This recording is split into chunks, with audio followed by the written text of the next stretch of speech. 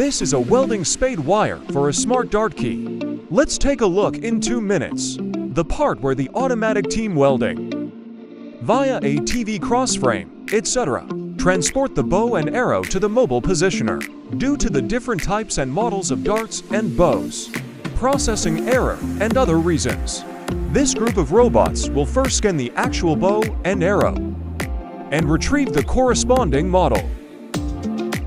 Also, the part board should be identified and grab the appropriate parts and work pieces. Wood for assembly. The whole process of teaming up is the same as that of workers. Process each process according to the drawings. Combining vision and system algorithms. Automatic generation of weld tracks and motion paths. And follow the requirements of the welding process. Hand, eye and brain cooperate to work. After the main weld on this side is completed, bow and arrow flip. Continue to identify and grab another part plate and weld it with wood. Let the bamboo welds on both sides be welded.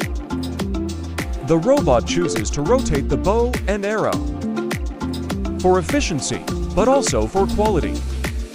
Avoid severe. In a flat welded position, take and weld the short weld on this board. We weld this area. Pay with the same steps and intelligent machines. We will continue to complete welding tasks in other areas.